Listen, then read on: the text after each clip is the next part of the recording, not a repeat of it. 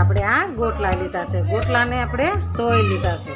હવે આપણે એને બાફવાના છે અને આને આપણો મુખવાસ કરવાનો છે. આપણે આવી રીતના એક કાપો મૂકવાનો છે. આવી રીતના કાપો મૂકી અને બધાને સેટિંગ કરી દેવાનું. આવી રીતના કાપા મૂકી દેવાના છે. કાપા મૂકી અને એને કુકરમાં બાફી દેવાના. આપણે ગોટલાને સરસ તોડી લીધા છે, બધા ગોટલાને તોડી લીધા છે. તો આપણે એને હવે બાફા નાખવાના છે. આને પહેલાં આપણે ધોઈ અને કમ્પ્લીટ સૂકવીને તૈયાર કર્યા હતા. હવે આપણે એને તોડી લીધા. હવે આપણે એને કુકરમાં નાખીશું. કુકરમાં નાખી અને એને બાફી દેવાના છે. બાફીને આપણે એને મસાલાવાળી ગોટલી બનાવવાની છે. આપણે કુકરમાં સરસ ભરી લીધા છે. તો હવે આમાં આપણે પાણી એડ કરીશું.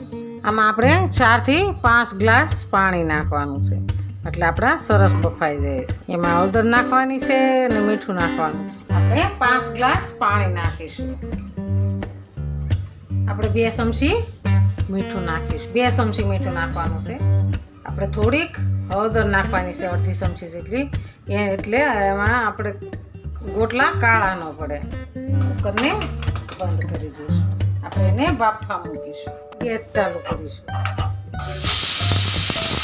આપણે 3 સીટી સરસ થઈ ગઈ છે. તો આપણે એને ગેસ બંધ કરી દઈશું અને આપણે એને ઠરવા દઈશું. આપણે ગોટલા સરસ બફાઈ ગયા છે, એકદમ સરસ બફાઈ ગયા છે.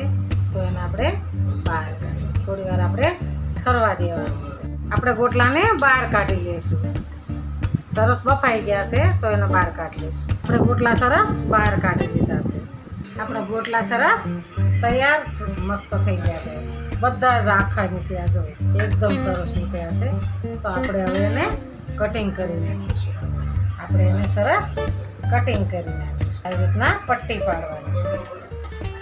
આપણી ગોટલી સરસ કટિંગ થઈ ગઈ છે. તો હવે આપણે આને મૂકી દઈએ.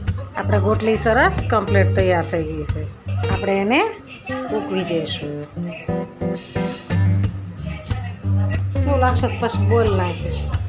આપણે એને સરસ મૂકવી દઈશું. આ 2 દિવસ સુકાવા દેવાની છે. આપણે ગોટલીને સરસ સૂકવી દેવું. આપણે આને 2 દિવસ સુકાવા દેવાની છે.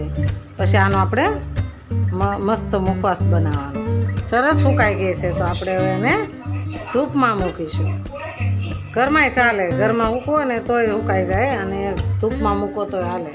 આપણે 1 ચમચી ઘી નાખીશું. આપણે ગોટલીને ઘીમાં શેકવાની છે.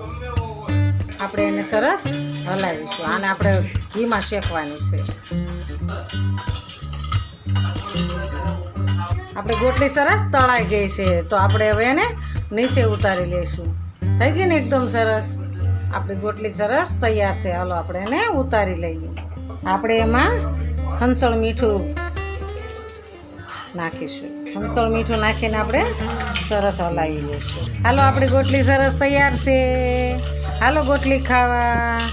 આ મારો વિડીયો ગમે તો લાઈક, શેર અને સબસ્ક્રાઈબ કરી દેજો. રાધે રાધે.